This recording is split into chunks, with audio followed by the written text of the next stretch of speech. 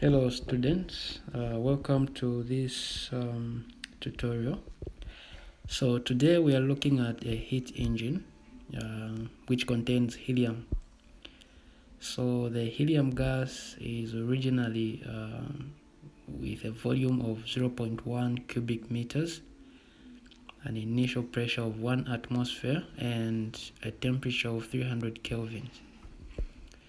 Okay, so this gas is taken through the cycle, as you can see on the diagram here. The cycle A, B, C, D, and back to A. So we want to find the heat inputs for the 4 parts of the cycle. So when we look at this system, we are going to have some heat inputs as well as heat outputs. Okay, so what that means is that there is going to be some gain in the temperature as well as some losses in the temperature as it undergoes the cycle. Alright, so to find the heat for the first step here, like the stage A, we are already given the initial temperature, which is 300 kelvins. So now we have to find the temperatures at point B, C, and at point D. Okay, after we are done finding the temperatures at these points, we are going now to calculate the work inputs for each of the processes. So we have 4 processes here. The one that starts from A to B, and from B to C, from C to D, and also from D to A. Okay, so we assume the cycle as being clockwise. Right, so it's going there, and back to A. So now, how do we find the heat? Okay, so now to find the heat here, because we are dealing with constant mass, or rather constant number of moles of this gas, we shall use the ideal gas law. And because we are changing from state A to state B, we are going to use the ideal gas law. Now remember, we have 2 equations. We have this equation, nRT. So this equation is also valid, except only for cases where the gas is not undergoing any change of state. Okay, but here we are changing, we are increasing the pressure.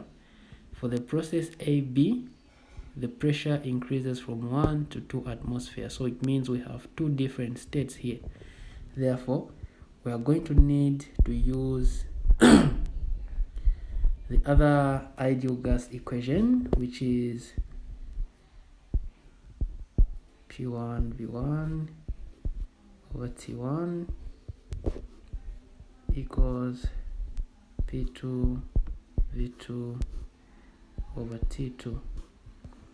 Right, so this is the equation we use now to actually find the temperatures at the various stages of the cycle. So for example, if I want to find the temperature at point B here, I'm going to make my initial reference, I'm going to make A as my reference, or the initial state. Okay, because I'm moving from A to B, so my initial state is going to be state A. Alright, implying that in this case I'm going to rewrite this law, the gas law, as pressure at A times the volume at A over the temperature at A is equal to the pressure at B, the volume at B, over temperature at B. So from this expression, I'm able now to obtain the value of the temperature at point B. Alright, so I simply find an expression for TB then I'll be able to find the temperature at point B. Okay, so let's try and do that. So okay, so I already solved this prior to this video, but anyway, let's go through. So if I am to make TB the subject of the formula here, what we are going to have is that the temperature at B will give us the pressure at B multiplied by the volume at B times the temperature at A over the pressure at A multiplied by the volume at A. So all these are given values. We know the pressure at B, it is 2 atmospheres. Now we have to convert this to the standard Pascal unit. Okay, so the pressure at B is 2 atmospheres, the volume at B is still 0.1 cubic meters, and the temperature at A is given as 300 kelvins. Okay, the pressure at A also is 1 atmosphere, and the volume at A is still 1 cubic meters. So you can see that the volume B and volume A is just one and the same value, okay, because we are looking at this part here, right? So they have the same volume of 0.1 cubic meters, therefore they are going to be eliminated, or they'll cancel out from our expression. So what we remain with is going to be the temperature at B being equal to now the pressure at A we are given as 2 atmospheres, so to take that to pascals, we are simply going to multiply 2 atmospheres times 1.03 times 10 to the power 3, right? So once we do this, it means we have multiplied we have converted from atmospheres to pascals, multiplied by the temperature at A, which is 300 kelvins, over the pressure at A is 1 atmosphere, so it will be 1 times 1.03 times 10 to the power 5.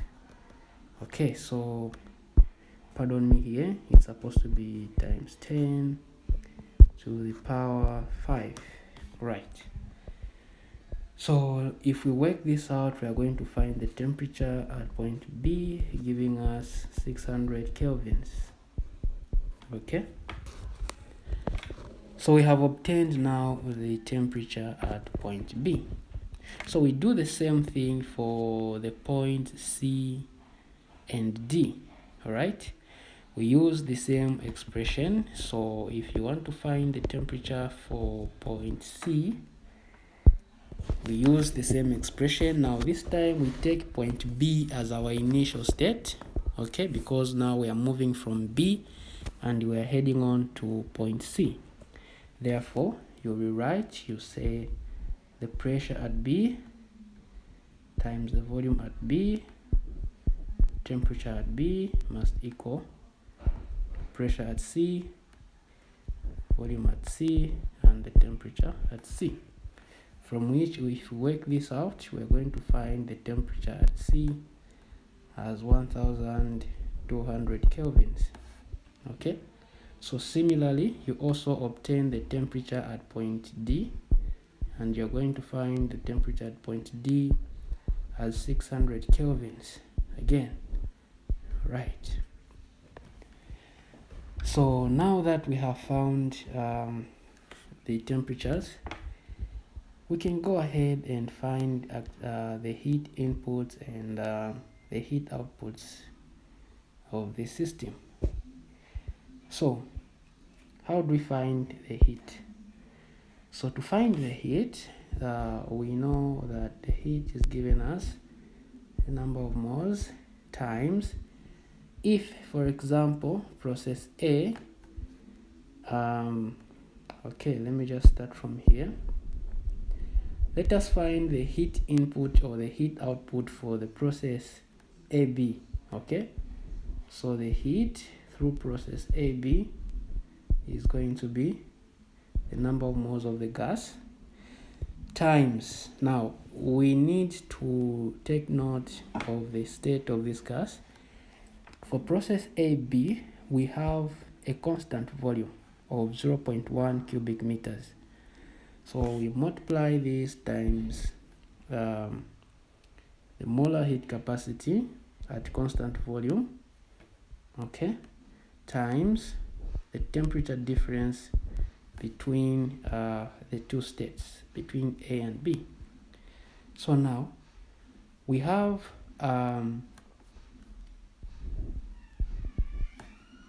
the molar heat capacity at constant volume is usually given as it's given as 3/2 times the gas constant. All right, but we do not know the number of moles of this gas. Okay, so before we can find the heat during process AB, we need first to know the number of moles of the gas. So because the number of moles of this gas is not changing, we can use the ideal gas law now by saying the pressure times volume must equal to N RT. So I can use the initial state, which is state A, and I'm going to rewrite this as pressure A VA must equal NR times TA. So I'm just picking one state here to help me find the number of moles of this gas, and I'm going to remain with N equals PA VA over RTA, from which you two should be able to obtain the number of moles as 4.06 moles. Okay, so now we know the number of moles, and we can go ahead and actually find the heat during the process AB, right? So we continue, we say the heat during process AB is going to be the number of moles, and since it's constant volume, molar heat capacity times, now the final volume was the temperature at B minus the initial volume, which was temperature at A. Right, so we substitute those values. Now we are going to have 4.06 multiplied by 3/2 times 8, 3/2 times 8.314 multiplied by the temperature at B was 600 kelvins minus the temperature at A was 300 kelvins. So you are going to work this out on your calculators, and you should be able to find the heat during the process AB as okay, just get my calc. Okay, so you should be able to get the heat as 15,190 joules. Okay, so the heat is positive here. It means this heat was actually gained during the process AB. Okay, if we had found a negative, it means that heat was actually given out or lost by the system. Okay, so this heat was actually an input to a particular system. Right, so let's move on. Let's try to find now the heat during the process BC. So the heat during the process BC, heat during BC equals N. Now during process BC again, go back to your diagram, check, or you can pause or you can rewind the video and try to check the diagram. Process BC has a constant pressure. Okay, So process BC has a constant pressure, and then we are going to use the molar heat capacity at constant pressure times the change in the temperature. Right. So now, in this case, what we know is that the molar heat capacity at constant pressure is given as CV plus R, or it can be 5/2 times R, right? Or it can also be CV plus R, okay? So whichever you choose to use here should probably give you the same value of this CP. Therefore, we move on and say the heat process BC must equal the same number of moles, which is 4.06, multiplied by 5/2 R. So we know the value of R, multiplied by the change in temperature. Now the change in temperature, because we're moving from B to C, the final temperature, I'm going to pick that of C, which is 1200, minus the initial, which was 600 at B. Okay, so this, when you work out, should be able to give you the heat during process B as 50,190 joules. Okay, so this value is also positive. All right, so you can see that it's also a heat input to the system. So in a similar manner, we are going now to obtain the heat during process CD. Okay, CD is a process under constant volume, so it will be N times CV times the final will be the temperature at D minus the temperature at C. Okay, so substitute those values and you should be able to get a minus 30,379 joules. Okay, you do the same for process DA. DA is under constant pressure, CP, change temperature A minus temperature D, and you should be able to obtain minus 25,316 joules. Okay, so now we have obtained the heat inputs as well as the heat outputs.